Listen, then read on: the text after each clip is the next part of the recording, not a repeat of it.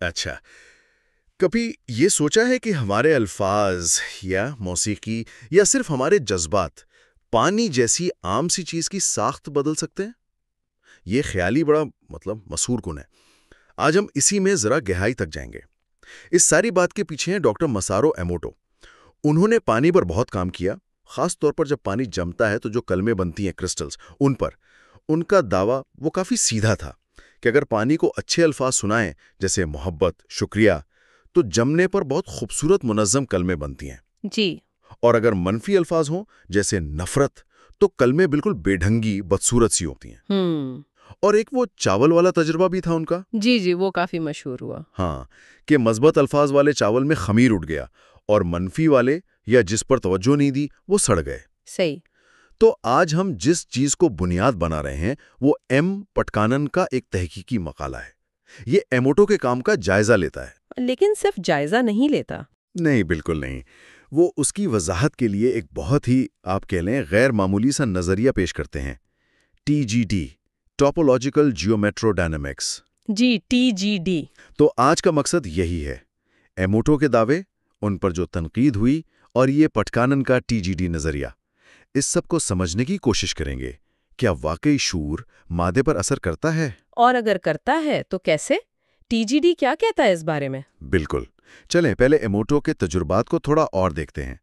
طریقہ سادہ لگتا تھا، پانی لیا، اسے مختلف چیزوں کے سامنے رکھا۔ جیسے الفاظ لکھے ہوئے یا بولے ہوئے؟ ہاں، الفاظ، موسیقی، کبھی تصویریں۔ پھر اسے جلدی سے جما کر خوردبین سے دیکھا کہ برف کی کلمیں کیسی بنی۔ نتیجہ وہی کہ مثبت چیزیں، اچھی موسیقی، پیار بھرے الفاظ، خوبصورت کلمیں۔ جی، منظم، خوبصورت، اور منفی چیزیں، غصہ، سخت موسیقی، ٹوٹی پھوٹی بدنما شکلیں۔ بالکل۔ اور وہ چاول والا تجربہ، وہ بھی ایسے ہی تھا۔ 3 جار چاول پانی، ایک پہ شکریہ لکھا، روز اچھی باتیں کی، دوسرے پر تم بیکار ہو، بری باتیں، تیسرا ایسے ہی چھوڑ دیا۔ اور نتیجہ؟ کچھ ٹائم بعد شکریہ والے میں اچھی میٹھی سی خمیر کی بو آنے لگی۔ اچھا؟ ہاں، جبکہ باقی 2 سڑنے لگے، کالے ہو گئے۔ منفی الفاظ والا شاید زیادہ تیزی سے سڑا۔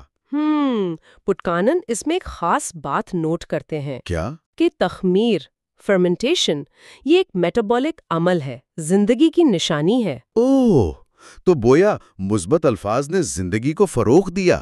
ایک طرح سے پٹکانن کے مطابق یہ اس طرف اشارہ کرتا ہے۔ یہ تو واقعی چونکا دینے والی بات ہے۔ ظاہر ہے سائنسی حلقوں میں اس پر رد عمل تو آیا ہوگا۔ بہت شدید۔ پٹکانن اپنے مقالے میں ایک ٹرم استعمال کرتے ہیں، نقلی شکوک پرست، سوڈوسکیپٹک۔ نقلی شکوک پرست؟ اس کا کیا مطلب؟ ان کے مطابق یہ وہ لوگ ہیں جو سائنس کے مروجہ نظریات سے ہٹ کر کوئی بھی بات آئے تو اسے فوراً رد کر دیتے ہیں، بنا گہرائی میں جائے۔ اچھا۔ یہ اصلی سائنسی شک سے مختلف ہے، جو تو قائم شدہ نظریات پر بھی سوال اٹھاتا ہے۔ تو ایموٹو کے کام پر ان کا رد عمل بہت سخت تھا۔ بالکل۔ جو بنیادی تنقید ہوئی ایموٹو پر، وہ ان کے تجربات کے طریقوں پر تھی۔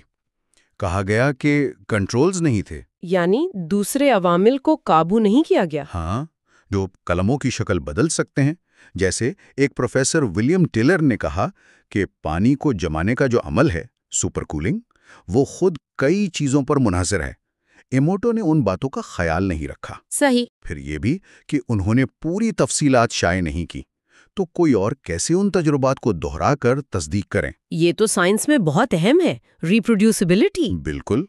اور یہ شک بھی تھا کہ شاید وہ لاشعوری طور پر صرف وہی تصویریں چنتے ہوں جو ان کی بات ثابت کرتی ہوں، جسے کہتے ہیں ایکسپیریمنٹر بائس۔ کچھ نے تو کہا کہ یہ سب سچ ہو ہی نہیں سکتا، ورنہ ایموٹو کو تو بڑا انعام ملتا، شہرت ملتی۔ کئی نے اسے سائنسی ماننے سے انکار کر دیا۔ جی، یہ رویہ ہمیں دوسرے محققین کی یاد دلاتا ہے جنہوں نے ایسے ہی غیر روایتی نظریات پیش کیے تھے۔ مثلاً جیسے جیک بینیونس تھے، پانی کی یادداشت واٹر میموری پر ان کا کام تھا، ان کو بھی شدید مخالفت کا سامنا کرنا پڑا۔ اچھا۔ حتیٰ کہ نوبل انعام یافتہ لوک مونٹانیے نے بھی جب پانی کی یادداشت کی حمایت میں کچھ نتائج پیش کیے تو انہیں بھی کافی سرد مہری کا سامنا کرنا پڑا۔ پٹکانن کہتے ہیں کہ جو لوگ شعور اور مادے کے تعلق پر سوال اٹھاتے ہیں انہیں اکثر ایسی دشمنی کا سامنا کرنا پڑتا ہے۔ پٹکانن ان نقلی شکوک پرستوں کی ذہنیت کا تجزیہ کرتے ہیں۔ وہ کہتے ہیں کہ ان کی بنیاد مادیت پرستی پر ہے، یعنی مادہ ہی سب کچھ ہے، شعور بس دماغ کا ایک بائی پروڈکٹ ہے، آزاد مرضی بھی نہیں ہے۔ ان کے نزدیک وہ بھی وہم ہے، اور یہ کہ تجربہ کرنے والے کا تجربے پر کوئی اثر نہیں ہونا چاہیے، بالکل معروضی، آبجیکٹو۔ لیکن کوانٹم فزکس تو کہتی ہے کہ مشاہدہ کرنے والا اثر ڈالتا ہے۔ بالکل، اور پانی کی اپنی خصوصیات بھی تو غیر معمولی ہیں، یہی تضاد آتا ہے۔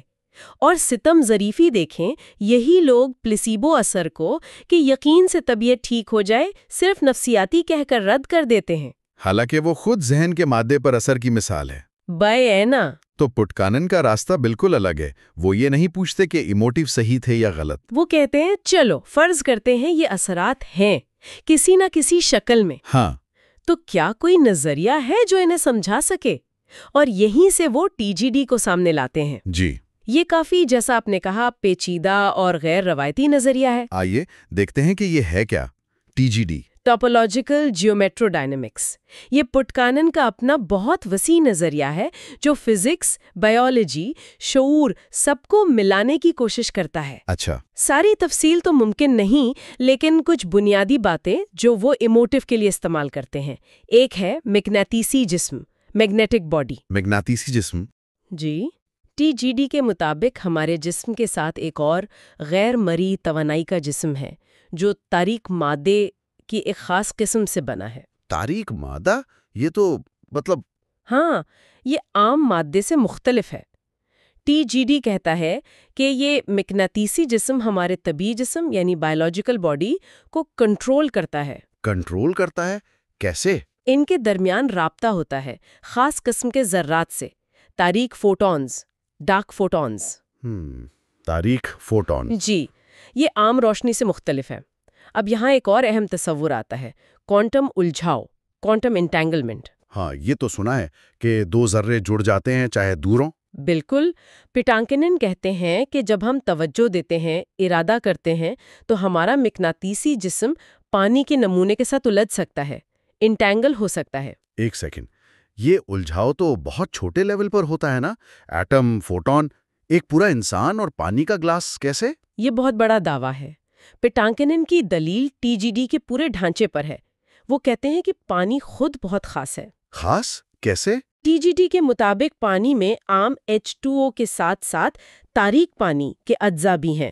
تاریک پانی؟ جی، جو اسے ایسے لطیف اثرات کے لیے حساس بناتے ہیں۔ دوسری بات ہے کوانٹم نزاکت، کوانٹم پریکٹیکلٹی، یعنی نازک حالت میں ہونا۔ ہاں، جیسے پینسل نوک پر کھڑی ہو، ذرا سا اشارہ ملے تو بڑا رد عمل دکھائے۔ زندہ مادہ یا جمنے کے قریب پانی ایسے ہی نازک حالت میں ہو سکتا ہے۔ اچھا، اور ٹی جی ڈی میں تاریک مادے کی ایک پوری ہائرارکی ہے، مختلف سطح ہیں۔ یہ بڑے پیمانے پر کوانٹم اثرات جیسے الجھاؤ کو ممکن بناتی ہے۔ تو اس ماڈل میں جب کوئی شخص پانی پر مثلاً محبت بھری توجہ دیتا ہے تو اس الجھاؤ کے ذریعے توانائی منتقل ہوتی ہے۔ یہ توانائی پانی کے تاریک حصے میں زیادہ منظم ایک اعلیٰ درجے کی ساخت بناتی ہے، جسے وہ ہائی ہیف فیز کہتے ہیں۔ اور وہی پھر جمنے پر خوبصورت کلموں کے شکل میں نظر آتی ہے۔ جی، پٹکانن ہیف کو ایک طرح کی کائناتی ذہانت یا یونیورسل آئی کیو بھی کہتے ہیں، یعنی جتنی زیادہ محبت بھری توجہ، اتنا زیادہ ہیف، اتنی خوبصورت کلمے۔ اس سے تو تجربہ کرنے والے کا اثر بھی واضح ہو جاتا ہے۔ بالکل، ایکسپیریمنٹر ایفیکٹ۔ اور یہ بھی کہ یہ تجربے ہر کوئی آسانی سے کیوں نہیں دہرا پاتا، شاید اس کے لیے خاص ذہنی حالت یا یقین ضروری ہے۔ تو وہ کلمے صرف برف نہیں، وہ اس ارادے کی تصویر ہیں جو پانی میں نقش ہو گئی؟ ایک طرح سے، ہاں، پٹکانن یہی کہہ رہے ہیں۔ خوبصورت کلمے ہم آہنگی، ہارمنی کو ظاہر کرتی ہیں، بدصورت کلمے بے آہنگی، ڈس ہارمنی کو۔ اور موسیقی یا تصویروں کا اثر؟ ٹی جی ڈی میں ایک اور دلچسپ خیال ہے کائناتی زبان کا۔ کائناتی زبان؟ جی، جو جذبات سے جڑی ہے اور اس کا تعلق موسیقی کی ہم آہنگی اور جیومیٹری سے ہے۔ شاید موسیقی یا الفاظ جو آواز ہیں میگنیٹک جسم کے ذریعے پانی تک پہنچتے ہیں اور وہاں متعلقہ جذباتی معنی پیدا کرتے ہیں۔ اچھا، جیسے چاول والے تجربے میں تخمیر شروع ہونا، یہ صرف توانائی کا منتقل ہونا نہیں لگتا، بلکہ شاید کوئی معلومات یا زندگی کا پیغام بھی گیا ہو۔ یہ تو گیریایف کے ویو جینوم والی بات سے ملتا جلتا لگ رہا ہے۔ جے پٹکانن اس کا بھی ذکر کرتے ہیں۔ تو خلاصہ کریں تو ایموٹیو کے مشاہدات ہیں، دلچسپ مگر متنازعہ۔ جی ان پر سائنسی تنقید ہے، خاص کر طریقہ کار پر۔ بالکل۔ اور پھر پٹکانن کا ٹی جی ڈی نظریہ ہے جو ایک بہت ہی الگ پیچیدہ وضاحت پیش کرتا ہے۔ اگر یہ اثرات حقیقی ہوں، بالکل، یہ سمجھنا بہت اہم ہے کہ ٹی جی ڈی ایک نظریاتی فریم ورک ہے، یہ ثابت شدہ سائنس نہیں ہے، یہ ایک ممکنہ وضاحت دیتا ہے۔ لیکن یہ ہمیں سوچنے پر مجبور کرتا ہے کہ شعور، ارادہ، مادہ، شاید یہ ہماری سوچ سے کہیں زیادہ گہرائی میں جڑے ہوئے ہیں۔ جی، یہ روایتی سائنس کے لیے ایک بہت بڑا چیلنج ہے۔ اور یہ ہمیں ایک بنیادی سوال کی طرف لے جاتا ہے۔ جی؟ کیا واقعی ہمارے خیالات، ہمارے جذبات، ہماری نیت، کیا یہ چیزیں کوانٹم میکینکس کے ذریعے الجھاؤ یا گونج ریزوننس کے ذریعے ہمارے آس پاس کی دنیا پر اثر ڈال سکتی ہیں؟ حتیٰ کہ پانی جیسی چیزوں پر؟ ہاں، کیا یہ ممکن ہے کہ یہ اثرات اتنے لطیف اور گہرے ہوں کہ ہم انہیں ابھی سمجھ ہی نہ پائیں؟ کیا یہ ہو سکتا ہے کہ ذہن اور مادے کے بیچ کی لکیر اتنی واضح نہ ہو جتنی ہم سمجھتے ہیں، کہ مشاہدہ کرنے والا اور مشاہدہ کی جانے والی شے ایک طرح سے ایک دوسرے کو بنا رہے ہوں؟ یہ واقعی ایک گہرا سوال ہے جو یہ ساری تحقیق ہمارے سامنے رکھ دیتی ہے۔